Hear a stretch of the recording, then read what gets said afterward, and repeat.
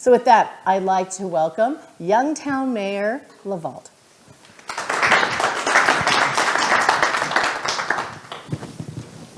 Thank you. Thank you for coming. Glad to be here.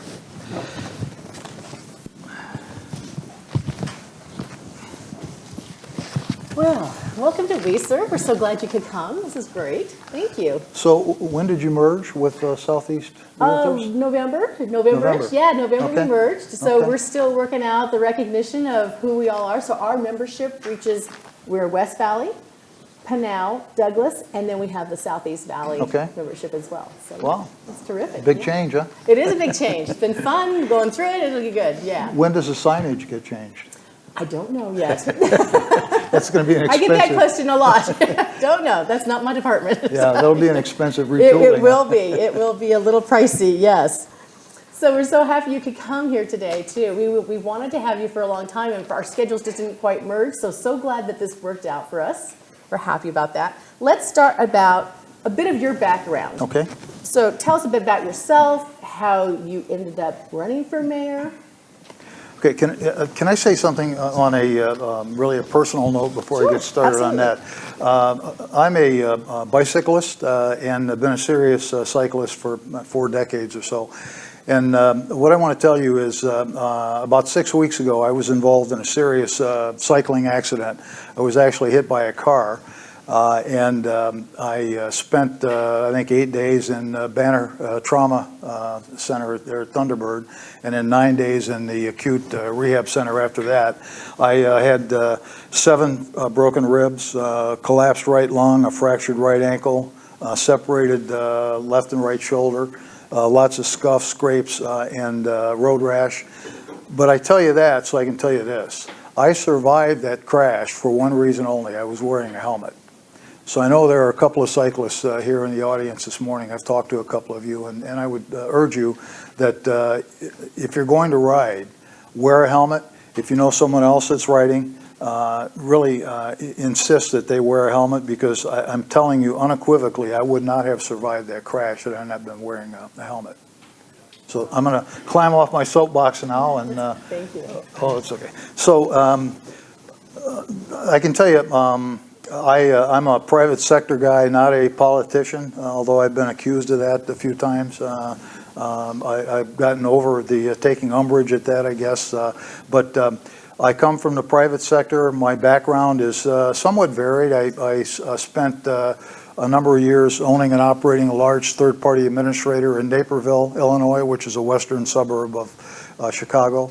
I worked for a number of years for Verizon, not Verizon Wireless, but Verizon Com, the big Verizon. My wife and I owned and operated a microbrewery for a number of years. So I've done a few things in my past, but all private sector kind of stuff. Back in Illinois, I never ran for office back there, but I did work on a number of campaigns. I actually worked for one of our penitentiary-bound governors. One of our many penitentiary-bound governors. You know the old joke about the 2 cons in chow line at the penitentiary, and one says to the other, you know, Governor, when you were in office, the food was a heck of a lot better here. In Illinois, that's a true story. We had, I think, in my lifetime, 4 penitentiary-bound governors, and I worked for one of them. I ran a number of campaigns for legislative seats in Illinois, but never ran as a candidate. We moved to Arizona, moved to Youngtown in 05, and a little over a year later, I decided to run for mayor, and I actually ran a recall campaign, and we recalled mayor, vice mayor, and a council member, and then we forced a 4th council member to resign. So we flipped a 7-member council. We flipped 4 seats, and you know, kind of began to operate from there. But it was a situation where it was one of those things where we moved into an HOA community, and I was the first HOA president at transfer a date. I took over as HOA president, and I started attending council meetings and watching what was happening in my community. And it was one of those situations where about a year later, I got up one morning and said, you know, Kath, my wife's name is Catherine. I said, we're either going to have to move or I'm going to have to step up and get involved. And that's literally how it happened.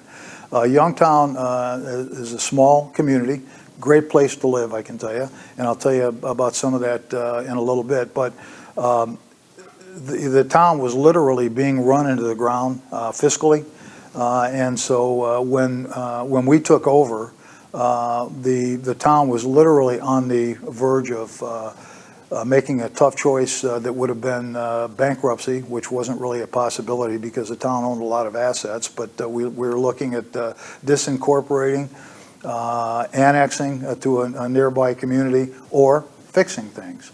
And so we chose to, actually what we did is we went out and had a conversation with our residents, and it was a pretty laborious process. We actually used a questionnaire that we did a lot of door-to-door work, and we got a pretty good sample. So we knew that the statistics we were looking at were accurate and valid. And overwhelmingly, people said, we want to remain a community, an autonomous, sovereign community. And so we decided then to roll up our sleeves and fix the mess that we had gotten ourselves elected into. So that kind of takes you from Illinois to here, and so I took office in December of '06. So people ask me all the time whether or not we have term limits, and I tell them there's a potential term limit every election cycle. If people don't like the job I'm doing, they need to throw me out and hire someone else. But anyway, so that's why I'm here, and it gives you a little bit of background. So let's talk about Youngtown now. So can you give us an idea, first of all, of its borders, where it's situated, its residents, and some of its special characteristics? Sure. Youngtown is bordered by Grand Avenue on the north, Olive Avenue on the south, 111th Avenue on the east, and the Agua Fria River on the west. So we're a small, compact community of around somewhere between 7,000 and 8,000 people. We'll find out here. We're in the process of doing the new decennial census, so we'll find out what the exact count is. But we're a small town. I can tell you, I spent, although I grew up on the south side of Chicago, in a suburb called Chicago Heights, or as we used to call it, the Heights, like the Coach, the Bulls, the Bears. We called it the Heights. So I grew up in a large metropolitan area, but then I spent most of my adult life in small towns and cities across the Midwest, and then here in Arizona. I love the feel of living in a small town. I can tell you that one of the greatest assets we have in Youngtown is frankly our location. We're about halfway between the 101 and the 303, and so my residents can take advantage of all the great things happening in the valley. I can be just about anywhere in the valley in well under an hour, so long as I can time my trip and DPS isn't watching closely. Anyway, that gives you an idea of the size of the town, the boundaries. We're in a position to take advantage of all of the great things happening around us. And by the way, this next decade or two belongs to the West Valley. Those that are listening and watching in the Southeast Valley may not like that much, but when you look at what's happened here the past 30 years, let's say, it wasn't much longer than that Phoenix was almost literally a cow town. I mean, it was a kind of a backwater, just a small municipality.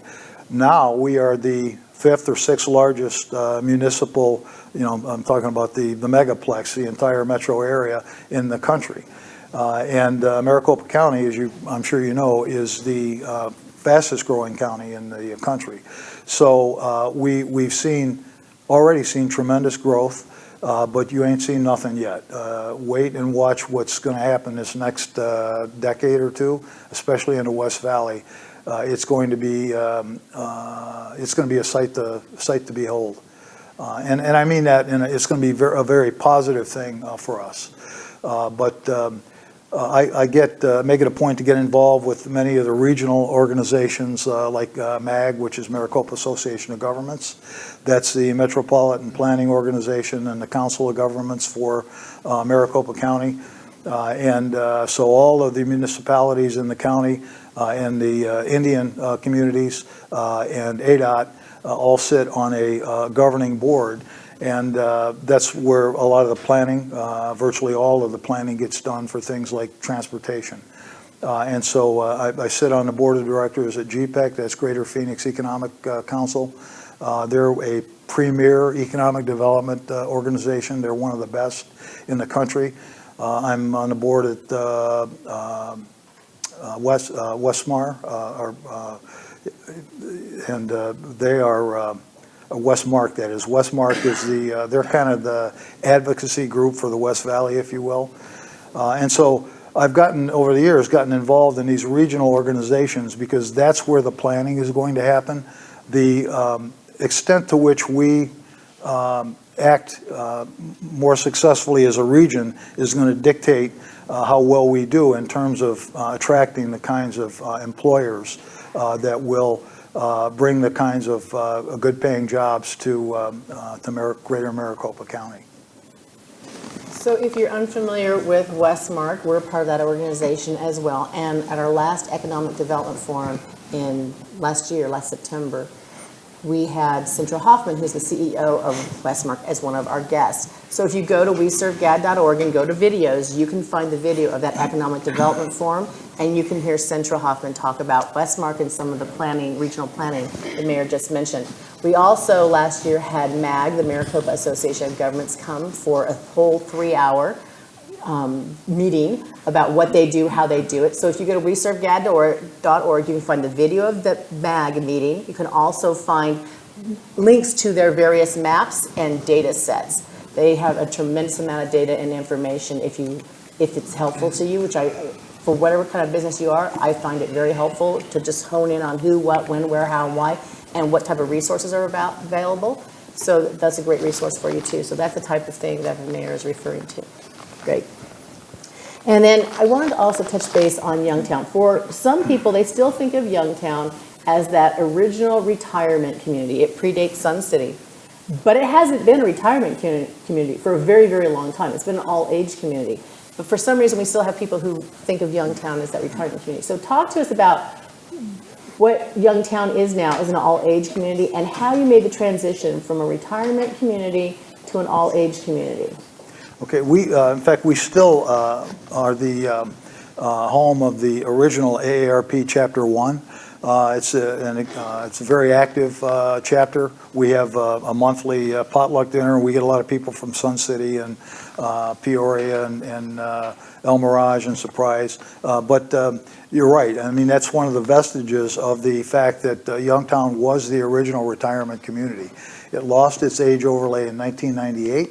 And the reason it lost its age overlay was that the founders of Youngtown, unlike Del Webb, failed to put a deed restriction on the properties. And so that age restriction became impossible to police and maintain. They lost their, once you fall below the required percentage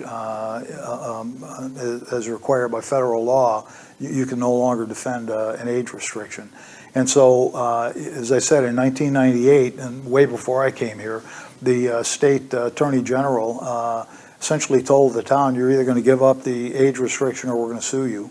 And it would have been oblivion for the town had they chosen to make that fight. So what's happened in the 3 decades or so since then, the demographics, as you can imagine, in Youngtown have shifted dramatically. Our housing stock in the original older part of Youngtown is kind of like the typical Sun City house, the original Phase 1 Sun City, 2-bedroom, 1-bath, carport, and it was very attractively priced. And so we've seen a great influx of younger families. And so when you look at where we are now from a demographic standpoint, we are truly a microcosm of the valley. We have a strong Latino population, and I think valley-wide Latinos are, I think they're a little over 40% right now of the population, by the way, within the next couple of decades, they're going to be in the majority in Maricopa County. Not a good thing, not a bad thing. It's just a reality. It's coming. And so Youngtown we're a microcosm of the valley. Lots of young families, strong, diversified population. And so you can imagine that young families demand other kinds of amenities than retirees. And so we've kind of been playing a catch-up game since I've been in office, trying to retool the town and make it, make it the best community that it can be for our residents, and also put the town in a strong position for the future. Great. So give us a little history of some of its buildings. You gave us a little background on the city, but it's got an interesting little history, and the buildings, you have some very historic buildings there that are kind of interesting as well. We maintain our original town campus, I call it, and we have a town hall. We have a building that used to be our police department building. Now it houses the court, our municipal court, and then the other half of the building is actually used by MCSO, with whom we contract for law enforcement services, and I'll talk about that in a little bit. But then we have we call it the clubhouse, that is the town council chambers, and then a kitchen area. We have a lot of active clubs in town, and then we have a library. And we actually, between the clubhouse and the library, there is and by the way, all of these buildings are part of the original ranch that was there. And so we've maintained and preserved that heritage over the years. But then we have a small, it's a log cabin actually, that houses a Youngtown Historical Museum, which is kind of interesting. You can come and it doesn't take long to tour it, but it's pretty interesting. It gives you a good capsule, time capsule of what the town's been through. Then we have a cactus garden right there with just about all of the varieties of cacti that are indigenous to Arizona. And then, our commercial area, we don't have a traditional commercial district, if you will.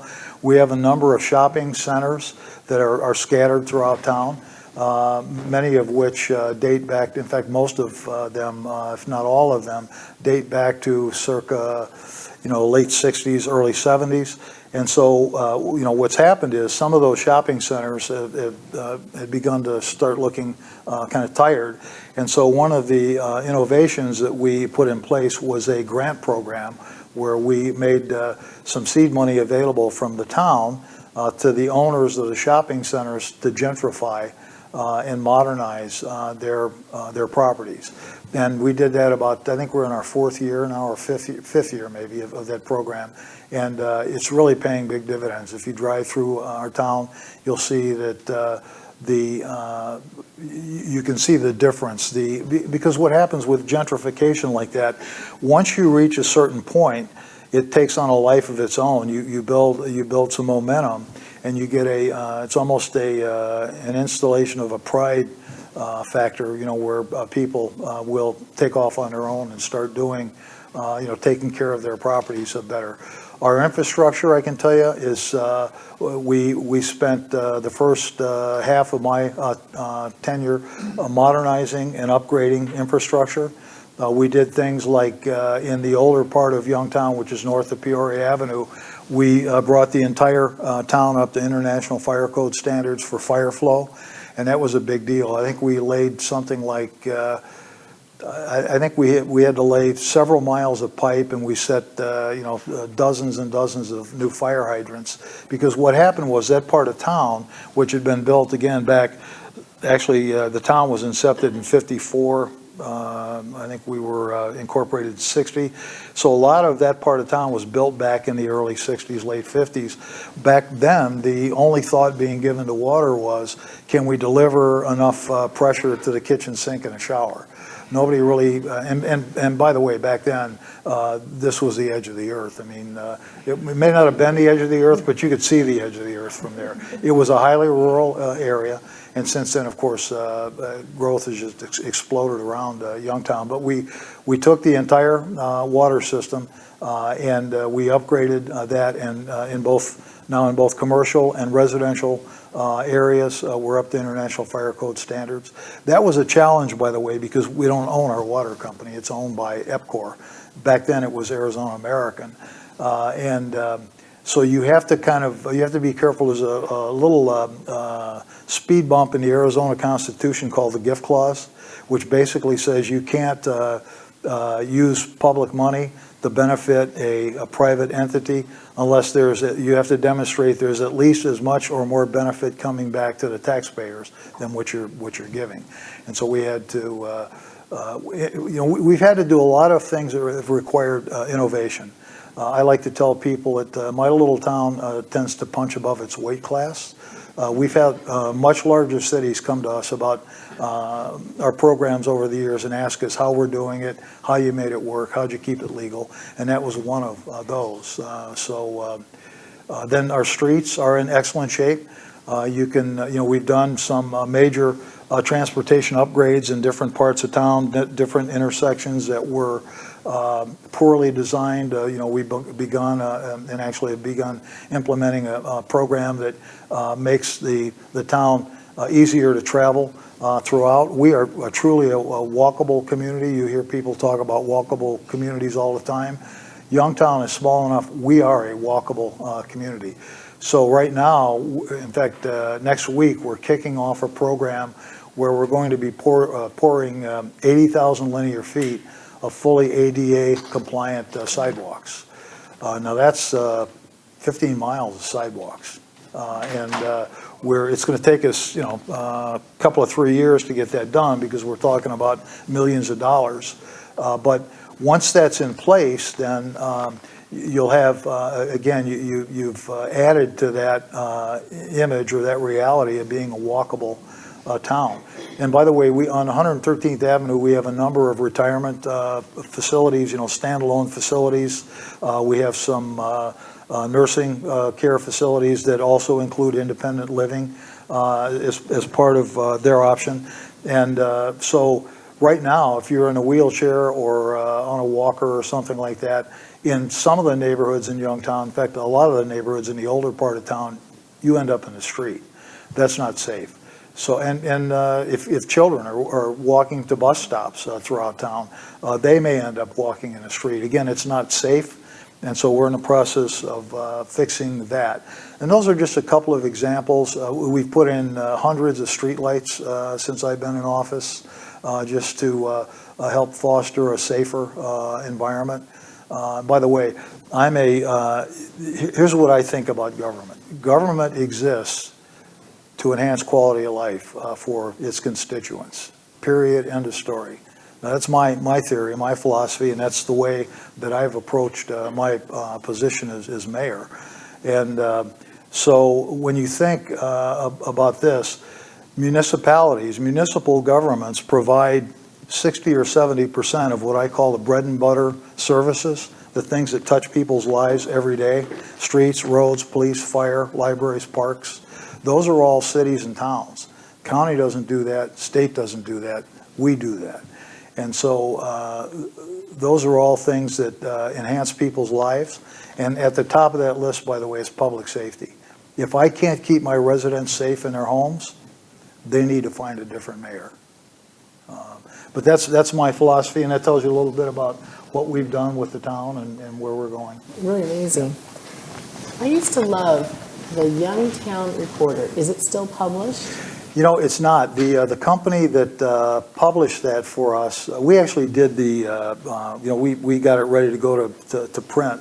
But the publisher, the company that actually published the paper, went out of business. They were purchased by somebody else, and they had a number of smaller community papers that are no longer being printed. Now we're looking for a way to resurrect that and bring it back. We're working on that now because that's an important communication tool for us. Yeah, it was great. If you had ever had a chance to read it, it was the epitome of the small town newspaper.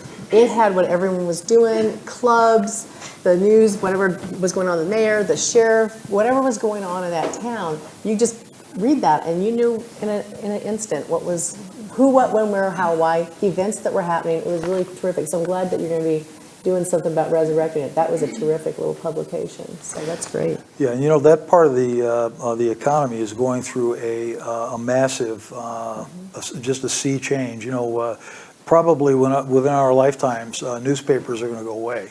But for us, that was a monthly, as you know, a monthly publication. So it was really more of a it was really not a newspaper. It was a premier way for us to communicate with our residents. So we're looking for a way to bring that back, and I think we're going to get that done here in the next calendar quarter or so.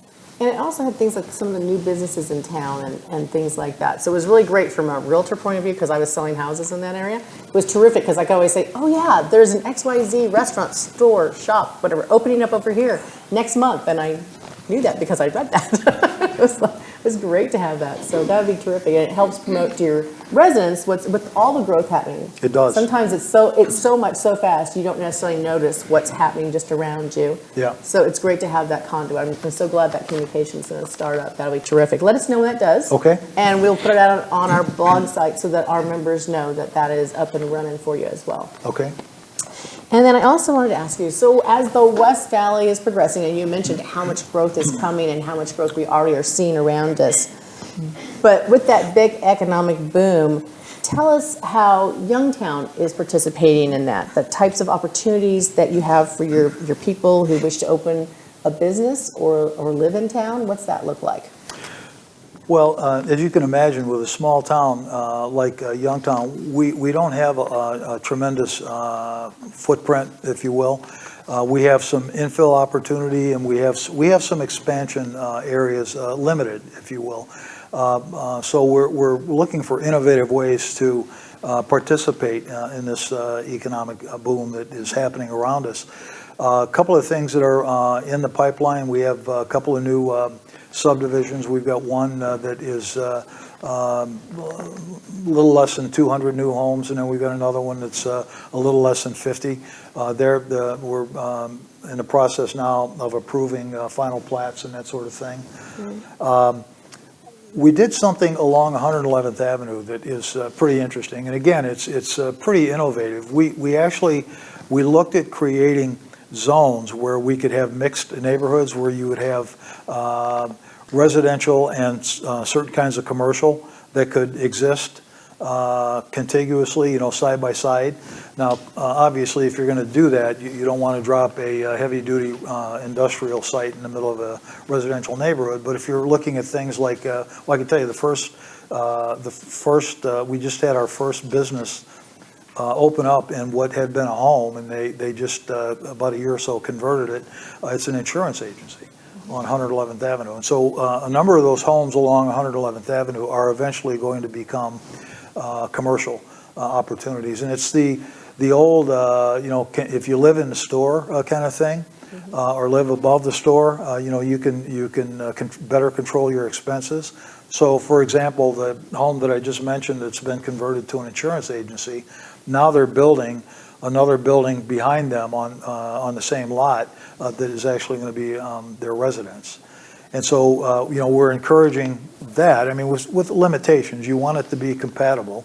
But if you look at Old Town Glendale, that's a great example of the kind of thing that you can achieve. I mean, we're not that big, but it's kind of the same thing. We're doing it in pieces or zone by zone, so we're kind of going slow to make sure we don't make mistakes. But that's an innovative program that we're working on. Then I mentioned the grant program for our commercial shopping centers around town. That's, as I said, we're in our 5th year of that, and that's been highly successful. We're looking at as you know, there's a big push for renewable energy sources, wind and solar. And by the way, APS now is saying they're going to be, and I find this hard to believe, but I think they just said they plan to be 100% renewable by 2050.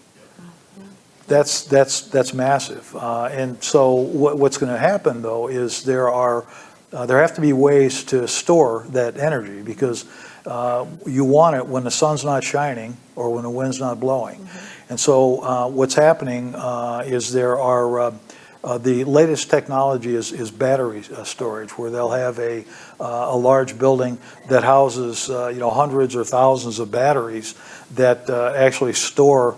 They take that renewable energy off the grid and they put it in a retrievable storage facility that can be used at night or when it's raining, that sort of thing. I can tell you that we're going to see one of the first of those full-size facilities built in Youngtown. The El Sol substation is on Olive Avenue, just east of the Agua Fria Ranch subdivision. So it's just east of that QT on Olive. There's a substation there, an APS substation called El Sol. Just behind that, to the north, is going to be like a $30 to $50 million project. It's going to be a large project, and that's a big deal for Youngtown, that size project. That's already been approved, and I can tell you this, those of you that, you being in the business that you're in, you probably pay attention to what's happening in the news. There was a smaller facility like that in Surprise that had about a year and a half ago, they had an explosion and a fire that injured a couple of firemen pretty severely. I don't know if you remember that. Well, we were in the process, we had just been approached about this facility as that happened.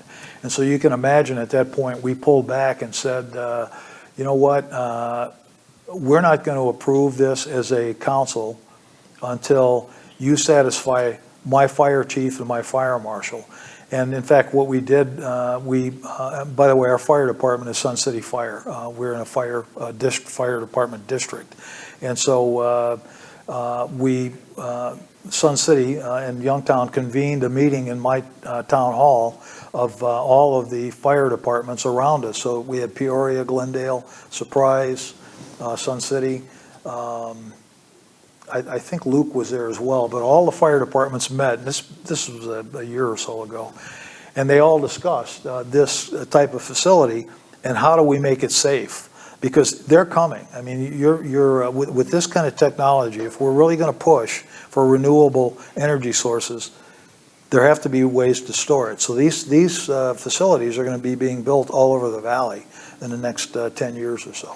So we got all these fire departments together and had a very and by the way, the company that's building this facility is called Invenergy, and they're actually a Chicago-based company.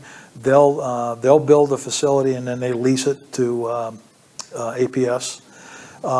They attended our meeting with the fire departments, and so there was a lot of back and forth, a lot of skepticism, a lot of frank discussion.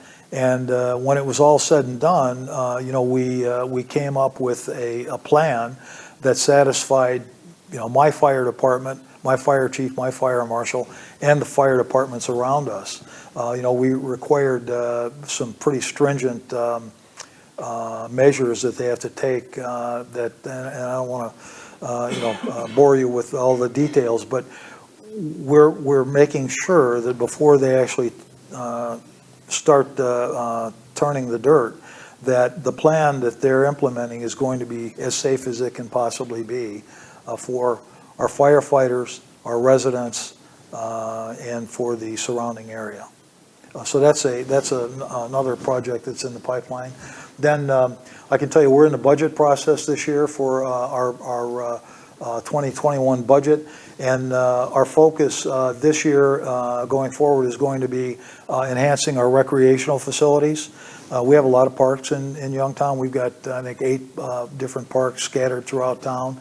We're looking at actually building a regional recreational facility down in the river, the Agua Fria River, that would include hiking and biking trails, ball fields, soccer fields. I mean, obviously you're talking about doing something in a floodplain, or in some cases actually in the floodway, and so you can't go vertical. You can't build buildings, but you can build anything that will sheet water.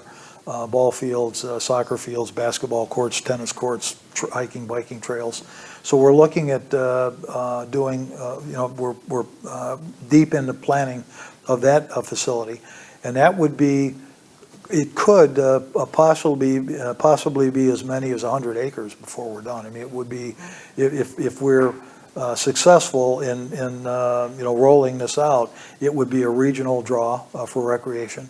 It would, our plans actually run from Peoria Avenue on the south to Grand Avenue on the north. Wow, that would be fantastic. Yeah. Wow.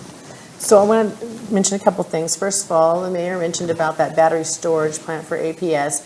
The Phoenix Business Journal had an article about this technology and what these facilities are going to be looking like about, I want to say, 4 to 6 weeks ago. So if you're unfamiliar with what that methodology is, and when we had APS here a couple of years ago, they had said one of their concerns with renewables was how do you ramp up and how do you ramp down effectively? So between 6 and 8 in the morning and 6 and 8 at night is when you get those big surges of need. So that ability to do that, and that's what these battery storage plants are designed to do, is store that energy so they can then effectively ramp up and ramp down. So if you're unfamiliar with that, look at the Phoenix Business Journal article. It was pretty good about giving you a good idea about what that is. And then I just wanted to real quick find out, you mentioned 2 subdivisions coming. Can you tell us the location and type of housing that is? Is that going to be smaller houses, larger houses, condos? One of the subdivisions is actually on the property between our Uribe Park, there on just north of Olive, and that QT. There's an L-shaped parcel of land that wraps around that QT to the west and the north. That's about 35 homes, I think. They're going to be a single family detached, smaller lots. I mean, that's the trend in Arizona. You guys know, I'm sure. By the way, I'm a licensed agent. My license is on ice right now. It's not active, but I just finished my continuing ed and renewed my license yesterday, as a matter of fact. So I want to keep the credential. But you guys know, I mean, one of the biggest problems we face in Arizona is that there are something like 18% of the land mass in Arizona is privately deeded. So you've got, federally controlled land, state-controlled land, you've got Indian reservations, you've got all kinds of things happening that take 80% of the land off the table in terms of development. And now where I came from in Illinois, that number was like 96% privately deeded. Nevada's the same way, by the way. But that presents some, that fact alone presents some inherent challenges.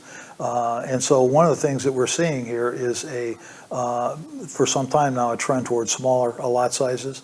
I mean, frankly, who wants to take care of their their yard in August anyway, right? So I tell people I traded shoveling snow for raking rocks. So, anyway, so the subdivisions are going to have about 6 houses per acre density, 5, 6 houses, actually not quite that, 4 to 5 houses per acre. And then the other subdivision is actually, by the way, that's called the Enclave. Then the Ridgeview, I think they just changed the name. The original name was Ridgeview. It's east of Agua Fria Ranch. It's, where the Sun City Ranchettes are? There's a pocket inside the ranchettes behind Lifestream to the south of, you know what Lifestream is, used to be Baptist Village. There's a pocket of, I think there's, I've forgotten how many acres.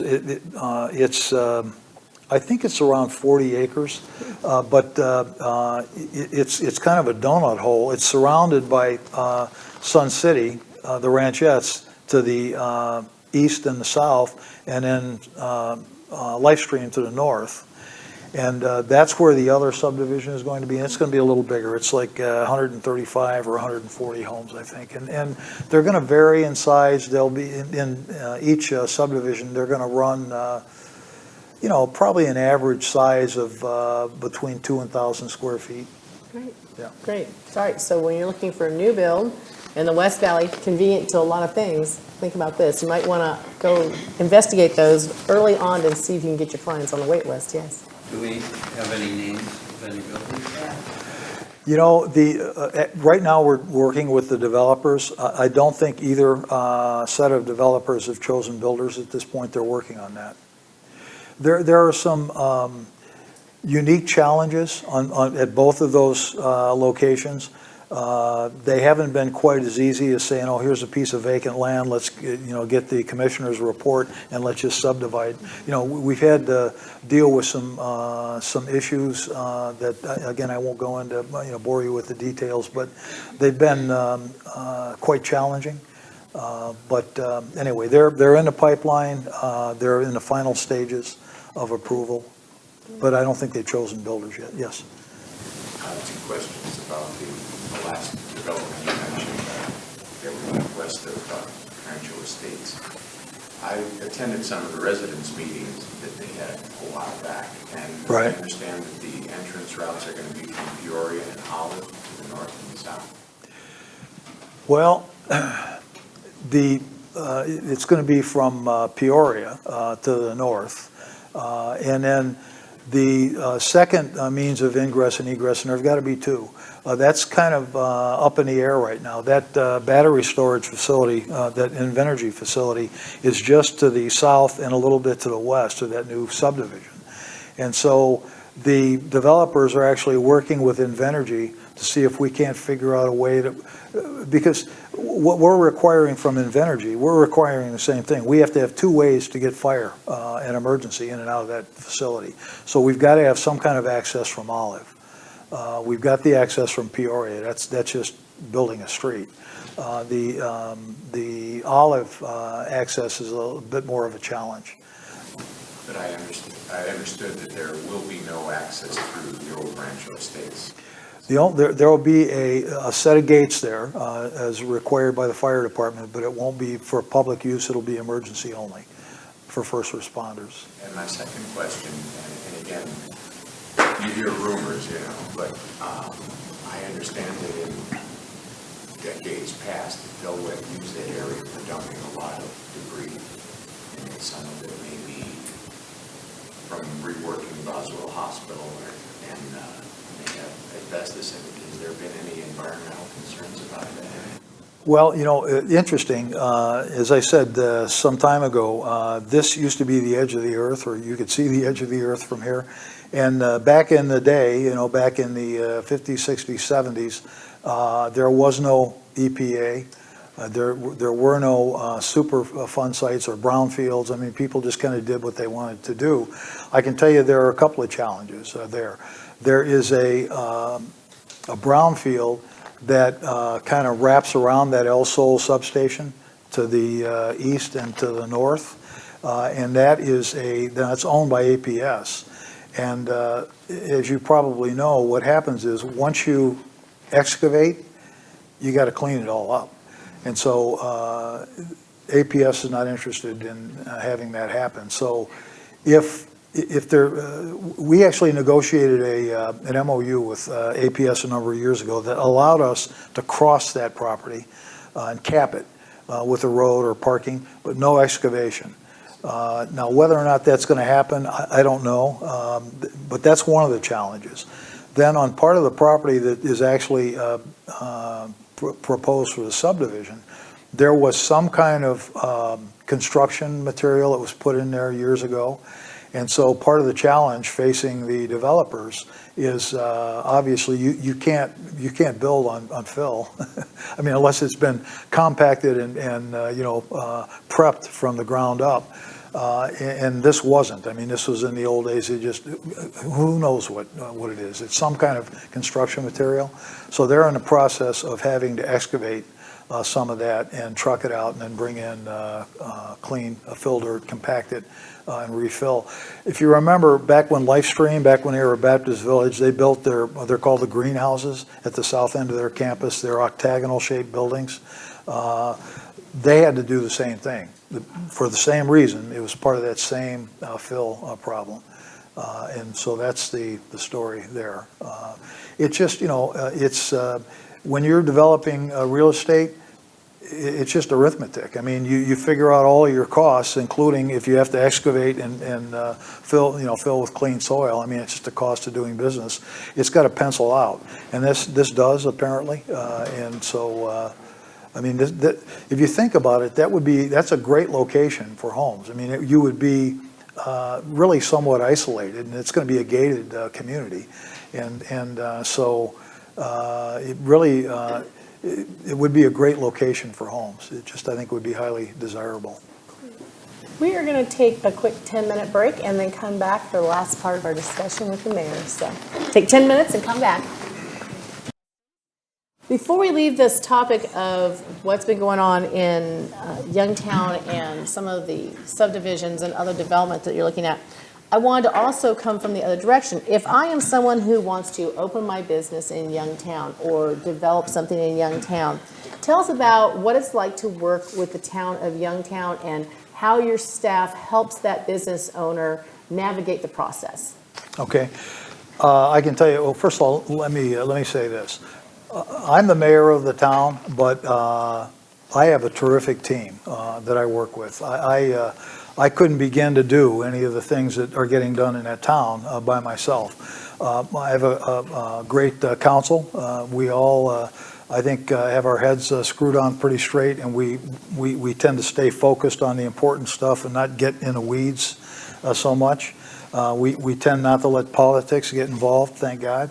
My staff is terrific. We have a small staff. We are high performance organization. You'll find Youngtown refreshingly easy to work with. My admonition to staff all the time is I want to look as close to a private sector entity as a governmental subdivision can look. And that, it's easy to say that, but that's hard to do. And so we've begun doing some things like we're in the process of taking some of our licensing and permitting online to let people do a lot of that online. You'll find that if you bring a worthwhile project that is legal, that's going to follow the rules, you'll find that we'll make it happen very quickly for you compared to a lot of other government entities around us. Some of that is some of it is because we're a small town. We can make things happen a lot more quickly in a town our size than you can in a Phoenix, let's say, or even a Glendale or a Surprise. But part of it too is just we have good people, and they're all we're all pulling the oars in the same direction. We all, in fact, we're getting ready to have another council retreat probably next month, and we do this every other year at least. And we look at things like what's our goal, what's our how do we want this town to look, what can we do to make it more business friendly, what kind of things can we do to enhance quality of life for our residents and our businesses. And those are important attributes for us. We work hard on them, and you'll find that we're easy to get along with as a governmental agency. Some of it is, remember, I think it was Winston Churchill that said, democracy is the worst form of government in the world, except for all the rest. And so what he was saying was, look, you got to have some kind of government, but if it's going to be, if you accept that fact, because if you don't have a government, the option is chaos, right? If you accept that fact, then we have the best form of government in the world. And for that to work, though, it requires that residents and business owners actually pay attention and get involved.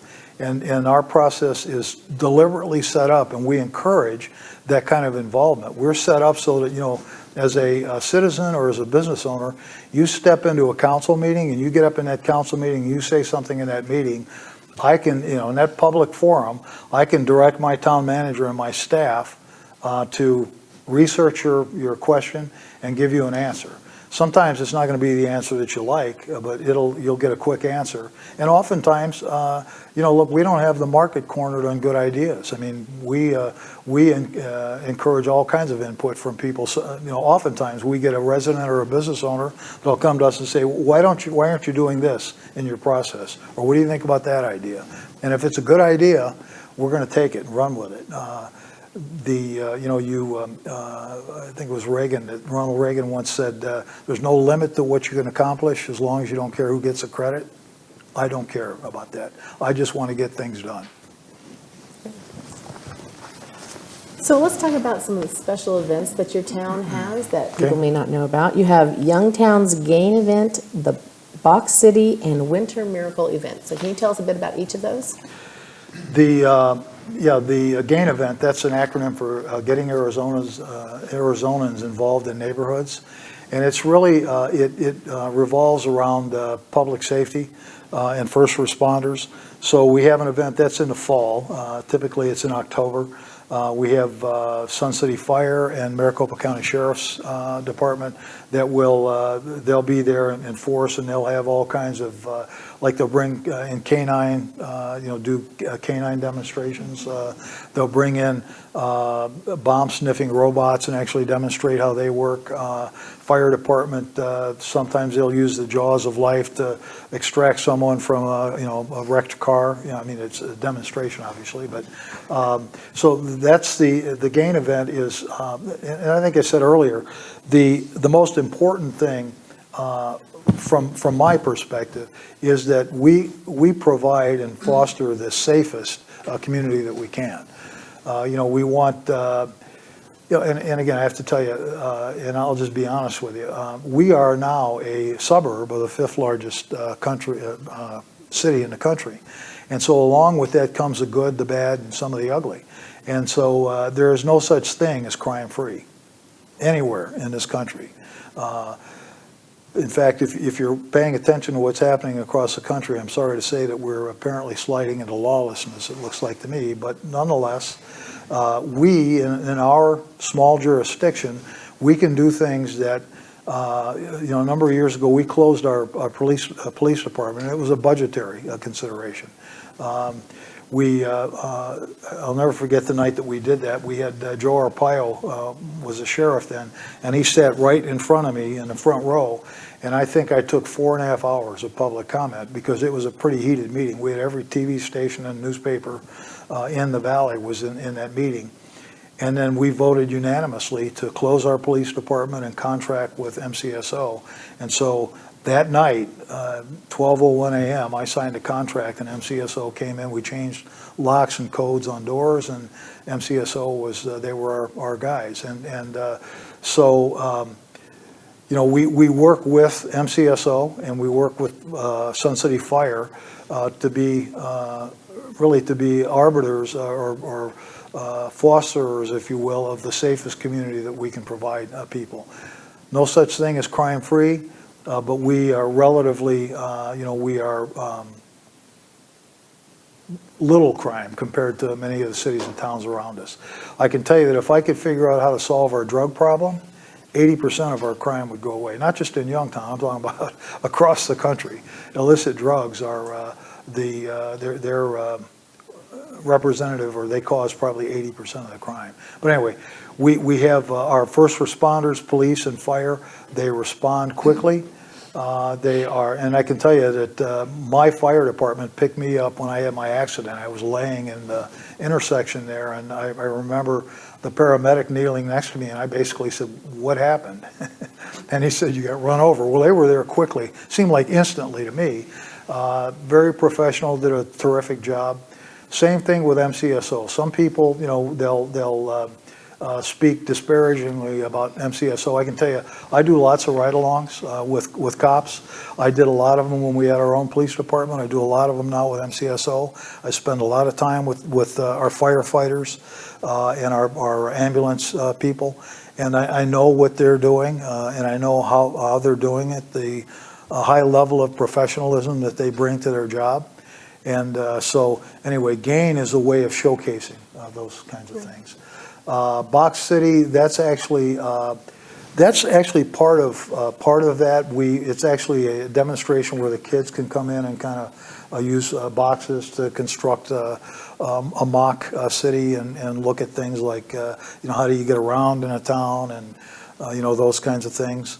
The Winter Miracle, that's our Christmas event where we do the Christmas tree lighting, and we, we have our first responders, police and fire. They respond quickly. We work with MCSO and we work with Sun City Fire to be We have Santa Claus comes in on a fire truck every year, and gets the kids to tell him what they want for Christmas, and we've got all kinds of vendors and demonstrations and booths and all kinds of activities. There's a trackless train that runs for the kids. It's a great event. We do an Easter egg hunt in April. And that's a big event. We do that at Uribe Park, which is at the south end of town there in Agua Fria Ranch. And we get hundreds of kids that come, and some of them are coming from other communities. Sometimes if you're in a big city, the events get so big that they're sometimes it's more fun to go to an event in a smaller town. It's just what it is. Then we do things like movies in the park that are, we work closely with the biggest HOA in town, which is Agua Fria Ranch, and we co-sponsor things like movies in the park. We'll do 2 or 3 of those a year. There are a number of clubs that are active in our community. We have a woodworkers club, an artist. We actually have an arts commission that does. In fact, if you notice the planters we put at the east end of town there on 111th Avenue with the mock plants and the painting that's being done in those large pots, that's our art commission. And that's kids, children. The woman, Val, the woman that heads up the arts commission, is a teacher, and so she brings her kids in and they paint and do things like that. They recently did a mural on one of the bathrooms down at the park there by the lake. We have a number of, seems like there's always something going on in town. Those are the kind of things that make a town a community. I can tell you that we recently erected 3 electronic billboard signs. There's one at the intersection of Peoria and 111th. There's one at the south end of town campus. They're just south of Town Hall. And then there's one that's not going to be activated here in the next few days at the intersection of Olive and Agua Fria Ranch Parkway. And on those billboards, and they're large enough. I mean, you can, they're highly visible from quite a distance. They're like miniature billboards, if you will. They're electronic. And so we're posting notices of events and things that are happening throughout the town. Now they're getting posted on those billboards, and they rotate through.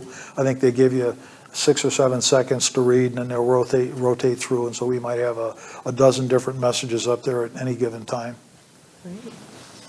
So when you look at the organizations and clubs, and this is pretty unique to Youngtown in terms of it really is a small community, and if you've ever been in a small town, all those little clubs and organizations are integral to who and what that town is. And you can go onto the town website. So if you have someone looking at purchasing or renting in Youngtown, you can go onto the town website, and they have a whole list of all of these clubs and organizations and when they meet.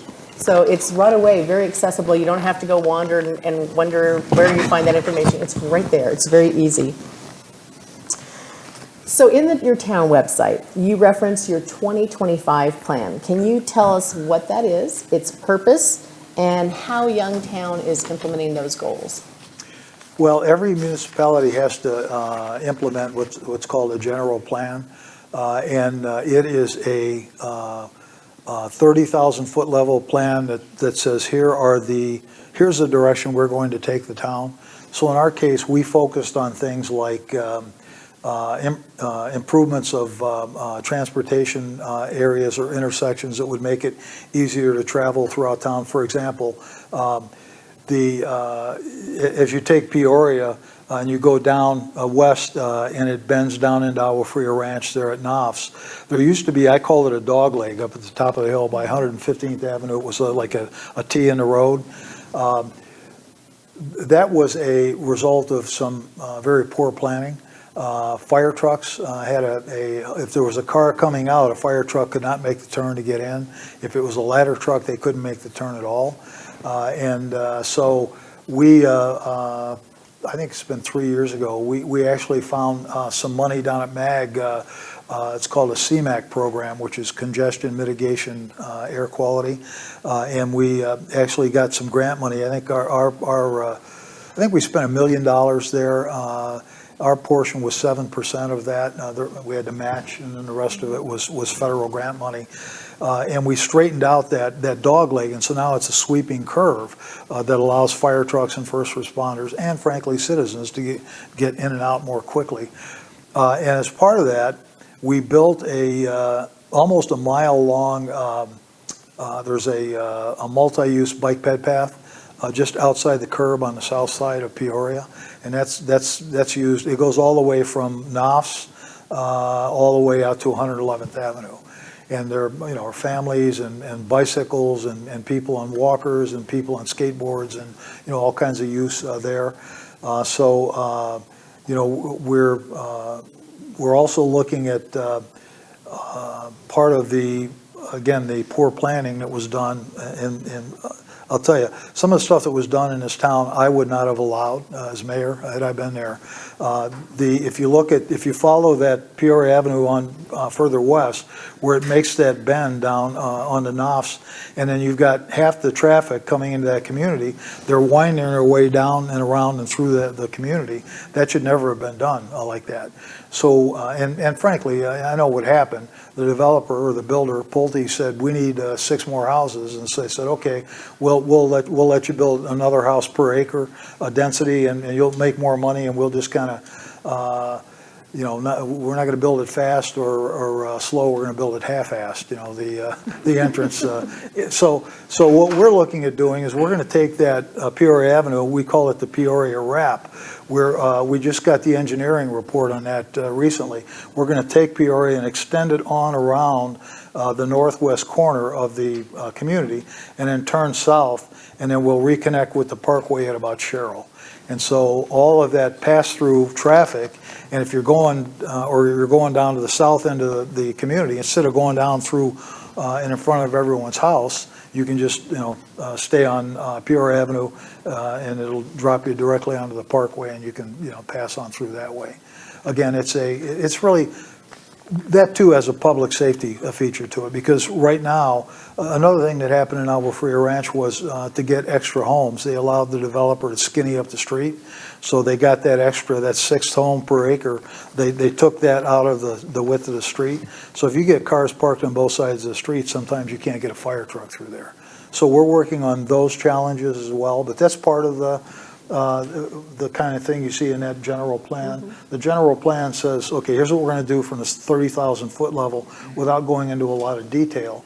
Another area that we're focused on, I mentioned earlier, is enhanced recreational facilities. Again, it was interesting. I had a woman, are you familiar with Next Door Neighborhood? It's a social platform, yeah. I had a woman went up and complained about the HOA there owns a green belt up at the northeast part of the community. It's called Coyote Crossing Park, but it's owned by the HOA, and it's just a big green area. They've not put any park facilities in yet, but it's people use it to play soccer and football and stuff like that. And I had a woman complain on that social media platform about all the water it was taking, for this wasted green space. And I went up and responded and said, look, a part of living in a happy, healthy community is having a certain amount of recreational space around you, and that's part of what we're doing here, and I encourage it. So that's another area that we're looking at, is enhancing recreation. We're looking at building a 3rd basketball court, probably as we move forward with that recreational development in the river I talked about. There's going to be a new basketball court built in there somewhere. That's about halfway, it's about the middle of the community. And so, people from both ends of town could use that. So those are the kind of things that, once you've got your general plan in place, you start breaking it down into specific pieces and actually implementing. So at our last Government Affairs Advisory Council meeting, we talked about city general plans and how that amendment process happens, because it actually is a document that you have to amend through certain processes if you're going to change any of it. If you were not at that meeting or you don't remember all the details, you can go to weservegad.org, and we have a blog post as well as a podcast talking about city general plans. And I have a link to Youngtown's general plan as well as the other cities in West Valley, Pinal, and Douglas. So as you're working through these cities and your clients are asking, what's going on in this city, the general plan is an excellent place for your clients to start looking. And then they can go to the city and the economic development department and say, I'm looking at your city plan, here's what I see, have there been any changes? And it gives them a place to start, also gives them a good idea of what that city sees itself becoming. So it's a great place for your clients to look and have that conversation. Right. So you are, and you've sort of alluded to some of this, but you are bounded by Olive on the south, Grand Avenue to the north. Tell us about how traffic and the economic development of El Mirage and Glendale impact your city, its jobs, its town, its growth. Well, again, whichever city or town you're talking about, it is a small cog in a big machine that is the region. And you've got the greater Phoenix region, but then you've got West Valley, East Valley, and they break down into sort of sub-regions. And so in the West Valley, we've spent, I should say present tense, we spend a lot of time working with our sister towns and cities. So every other month we have a West Valley mayors and managers meeting where we bring in ADOT. Clint Hickman, our county supervisor, is part of that meeting. MAG comes in, Westmark, GPAC, different organizations come in and they'll report, tell us, give us an update on their activities. And then I can tell you that shortly after I became mayor, I asked for a monthly meeting of the mayors of the West Valley cities and towns, and I think we started that out as a breakfast back in early '07, and now it's evolved into a dinner, and we do a monthly mayor's dinner, West Valley mayors only. So mayors only, no press, no staff.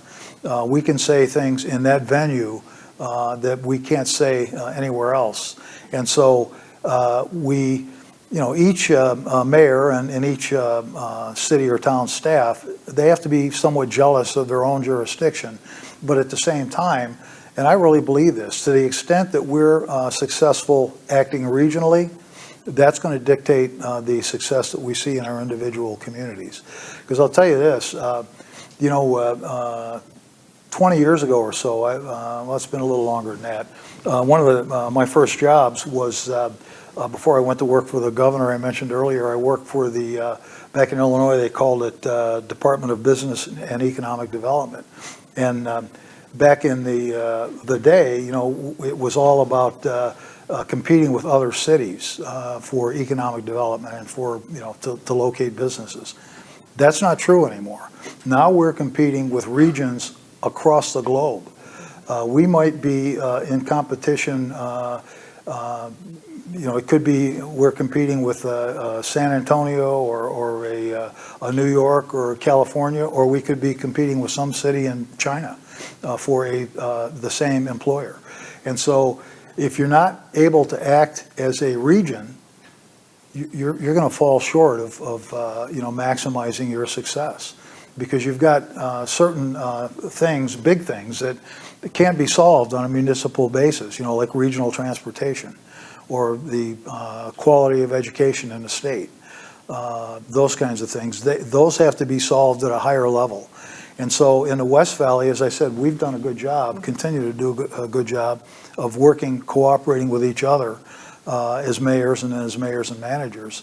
We don't always see eye to eye on things, but frequently there will come along a regional issue where, because we can all stand shoulder to shoulder and say, down at MAG, for example, you need to spend this money widening I-10, west of Goodyear or something like that. We have a better chance of getting that done when we stand together as a region. Thank you. And then I also wanted to touch on this because we have a few minutes left, but make sure that people understand. Some people don't think you have any schools in Youngtown because of your origins, but you have education going on there. So why don't you tell us a little bit about the education opportunities in Youngtown? Okay. Well, we have actually have a charter school, Discover U. It's at the corner of 113th and Michigan, and it's a I think it's a Montessori, is that the right word? Yeah, it's a Montessori type school, but they do an excellent job. But then I can tell you, Youngtown as an entity or as a municipality, we actually are served by 2 school districts. From Peoria Avenue North is Peoria unit school system. And from Peoria Avenue South is Dysart. Now there's a couple of small exceptions. When you get north of Peoria Avenue, there's a small finger of land that runs along the western edge of the river, where there's probably maybe a dozen homes to the north of Peoria that actually are part of the Dysart district. But for the most part, Peoria Avenue North is Peoria Unit School District, and then south of Peoria is Dysart. Are you talking about the acre lots over there off of 111 between Peoria and Olive? No, those are all going to be in the, those are all going to be in the Dysart district. But if you look at the other end of town, at the west end of town, up against the river, there's a finger of, and I don't know why the district was drawn this way. It happened a long time before I came along. It's some sort of gerrymandering. There was something going on back then that caused it. But there's a little finger of property that runs north of Peoria Avenue, and it sweeps north and it picks up those homes actually along the edge of the back up to the river. So like if you went, Kansas Avenue, it's got that cul-de-sac. Those homes on that cul-de-sac that are arrayed along the river, those are actually part of the Dysart district, but the houses just east of them are actually in the Peoria district. Those acre homes on 111 between Olive and Peoria, those are also considered Youngtown? Well, you talking about the ranchettes, the Sunset? Yeah, those are actually there. And here's a weird thing, and this is something I had to learn. Well, that's part of what's called an unorganized territory. So Sun City, and all of Sun City is an unorganized territory. And the first time I attended a meeting, actually the north part of Youngtown used to be an unorganized territory when it was a retirement community. And first time I attended a meeting where they were talking about that, I said, wait a minute. What do you mean? Youngtown has a town council and a mayor, and they said, no, this has to do with school districts. And for whatever reason, Troon is the same way over in the East Valley. They created this this mechanism that allows for these unorganized territories, which means they're not part of a school district, which means they don't pay school tax. Mm-hmm. And again, where I came from back in Illinois, if you owned real estate, you were in a school district, you paid a school tax, period, end of story. It's not that way here. So those Sun City homes, if they're in Sun City, they're actually part of that unorganized territory, so they're not paying a school tax. So the ranchettes, even though they're on the west side of 111, are Sun City still. So they literally did a little cutout, pulled them to the Sun City side of 111, as where the rest of everything over here is Youngtown. Yeah, and I don't know why it was done that way. I mean, it was long before I came here. Except for that, remember there's that little donut hole, I called it, that's actually part of Youngtown where that new subdivision is going to go. Yeah. Now that'll be part of the Dysart school district. And by the way, while we're talking about school taxes or taxes, I should point out, we have no primary property tax in Youngtown. So, well, probably for as long as I'm here. I mean, it was on the ballot a few years ago, and it went down. I think 73% said no. That's a hell no. And so, even though I'm not a politician, I hope, but I can still do arithmetic. So, actually, as part of the run-up to closing our police department, I'm sure you remember, we actually went to people. The council said, okay, you want to keep your police department, then we'll give you the option of implementing this property tax for public safety, and that'll go to fund the police department. And they said no.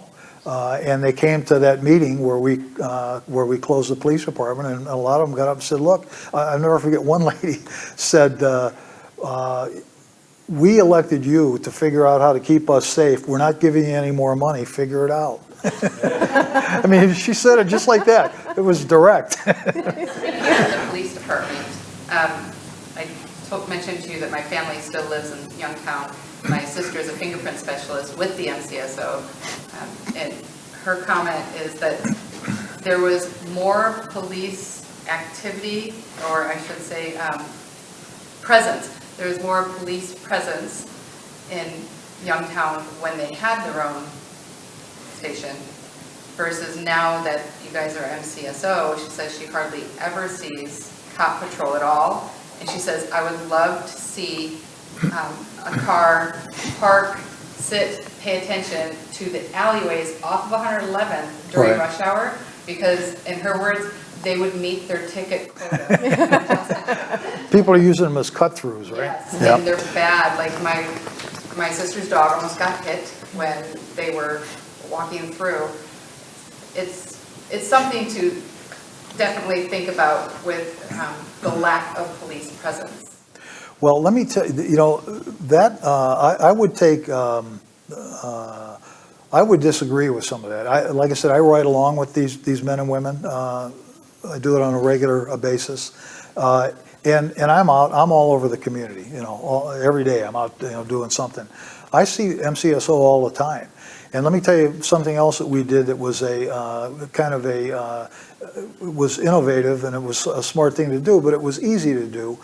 What used to be our police department, we put half of that building we gave to our municipal court, but then the south half of that building we gave to, we didn't give it to MCSO, but we allow MCSO the use of that building rent-free.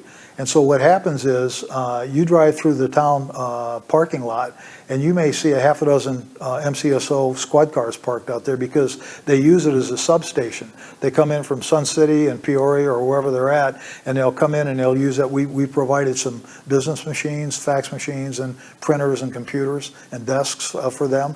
And so we get a lot of, even Posse will come in from Sun City frequently. And so every time you have a squad car drive through a neighborhood, it projects, I call it a halo. It really is it's a powerful thing to have happen. And so I'm a big believer in not just saying we're covered by MCSO, but I want their presence to be seen.